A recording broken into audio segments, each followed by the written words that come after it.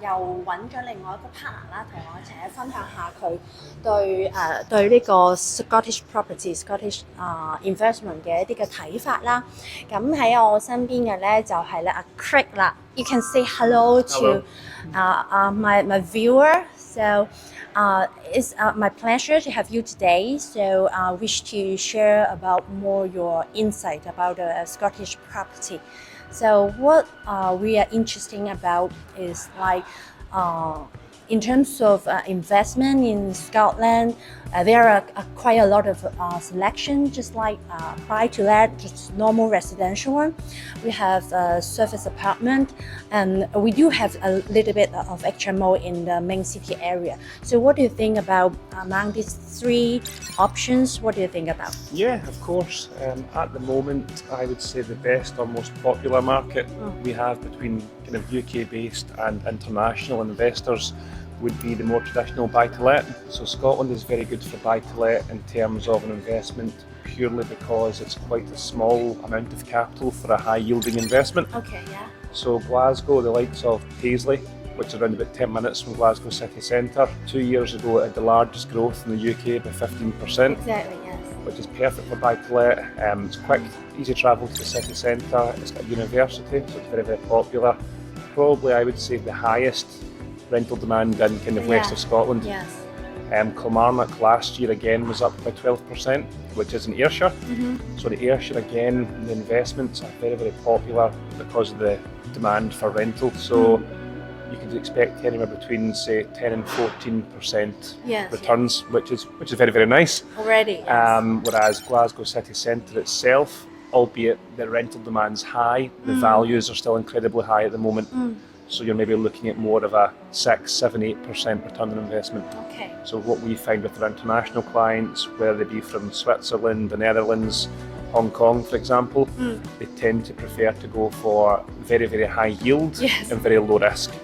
So, for example, buying anything at the moment in Scotland beneath 40,000 is a tax threshold. Yeah. So we have it at 6% here, whereas England and Wales are 3%. So we are twice as high.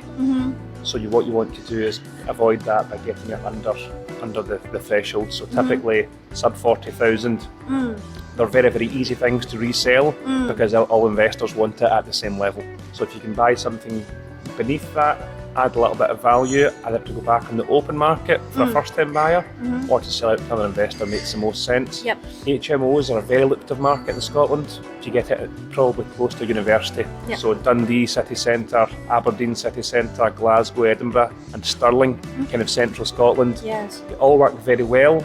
What you have to be careful of is if you're buying an HMO or a potential HMO which doesn't yet have a licence, some of the councils do not accept any more applications. Okay, they're a risk. Yep. So for example, in Stirling, they have a maximum number of HMOs, so no new properties can get the licence. So you have to buy one that already has a licence.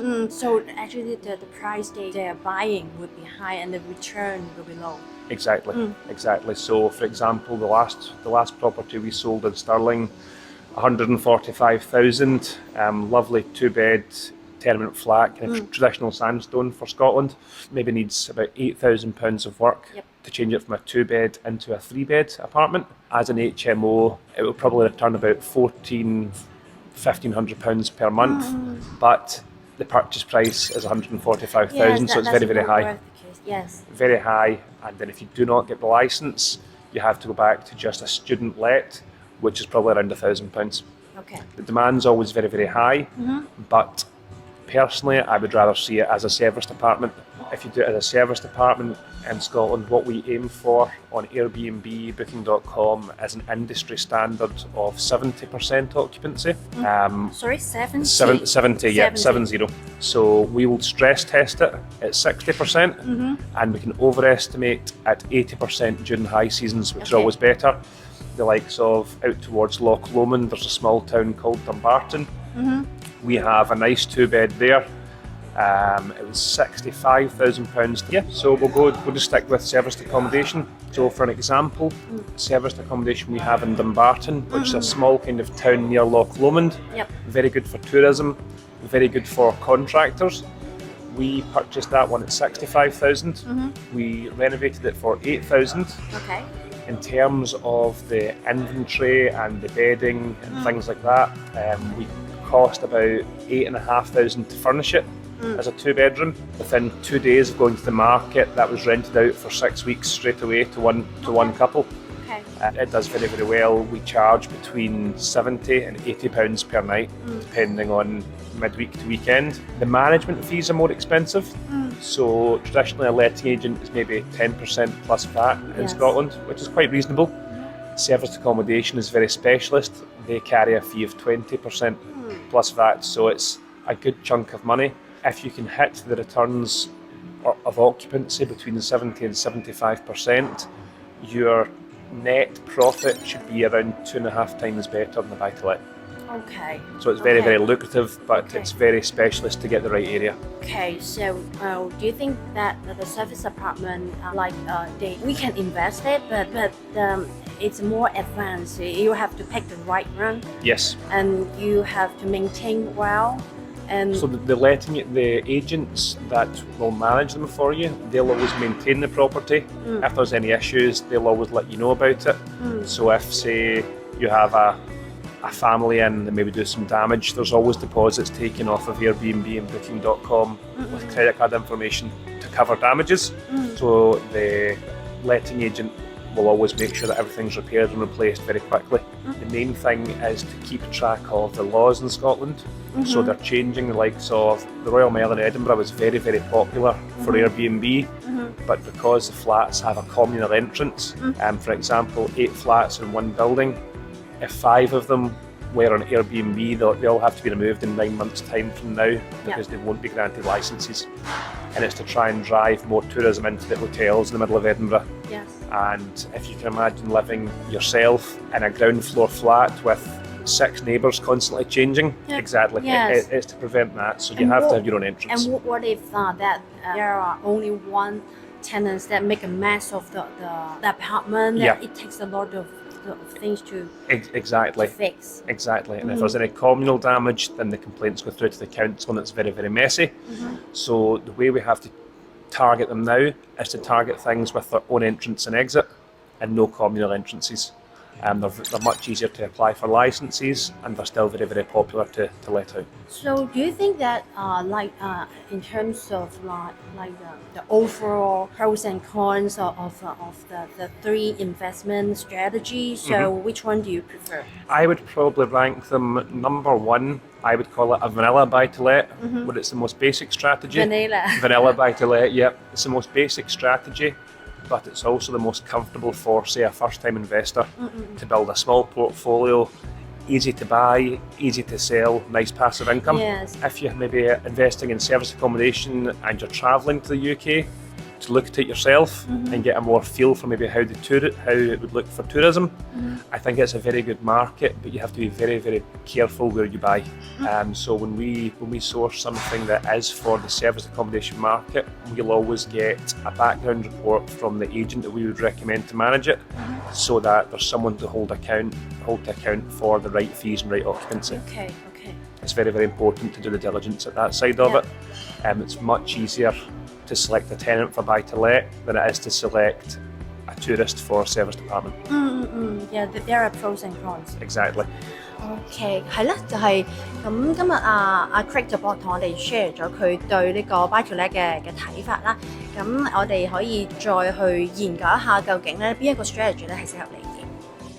The next topic I want to discover is about the off-market deal and the open market deal, because we often have the people who like to find the off-market deal, but there are pros and cons of the market deal. And could you share some of us about your view and how the investor could avoid those risks in the off-market deal? Of course, so an on-market deal, certainly in Scotland, it tends to be something you find on the internet. So the likes of a classic search engine being Rightmove, Prime Location, Zoopla, onthemarket.com. Everyone has access to these deals. The positives are that you have a lot of floor plans, maybe a walkthrough video that you can view online. and they have what's called a home report. Yep. So in Scotland, the home reports have been in for around 15 years. It's one master report for any purchaser to view. It'll tell you if there's anything wrong with the building and if category that might be. So it'll have a kind of report where it categorises it 1, 2 and 3. 3 is urgent repair. 2 is ongoing maintenance, which is pretty common. A lot of our flats are around 100 years old, so that's standard. And 1 tends to be if something's just been refurbished recently. It's a very handy report. It's very good if you're using any sort of finance. Off-market deals don't tend to have these. So on the one hand, it's very good because it's an exclusive deal to you. It's not going out to a lot of other investors or a lot of people bidding for it, perhaps like it would at a estate agency or auction. What it doesn't have, more often than not, is this home report. Yep. So what we do to mitigate that risk is we do a lot of background reports for comparison. So we'll do a kind of comparable report of, say, similar properties and what they're selling for, similar properties and what they're renting for in a quarter-mile radius. From there, we think we're very, very good at getting the values right. I would always encourage any investor to add into their offer that they want to pay for their own report. They don't need to get a home report, but they can get a valuation report, and that'll safeguard anyone from getting the wrong investment. There's only so many things we can see with our eyes, unless you're an electrician or a builder. Things can be missed. So it's very important to mitigate that risk by getting the report done, even once an offer's been accepted. Yes, so these are to make themselves the home report. Absolutely. Is quite crucial for getting themselves protected. Absolutely, as and your off-market deal. Exactly, and your solicitor will advise you of the same thing. 係啦，因為其實如果 off-market 嘅話，其實我哋都會成日經常會去有呢啲咁嘅盤啦。咁但係當然係當中嘅話咧，最好嘅方式去保護自己嘅話咧，就係咧可能投資者咧去自己做一個home report 呢個去睇翻成個物業嗰個情況啦，再加上呢個律師佢去守住呢個把關啦。咁所以如果有投資者係想去咁樣去做，去買一啲 off market 嘅盤嘅話咧，咁記得咧你係要用呢一個方式去做啦。Yes, I think that's good. That's good enough of today's interview. So we'll share more about your insight in the next video. All right. Excellent. All right. Thank you. Thank you. Bye bye.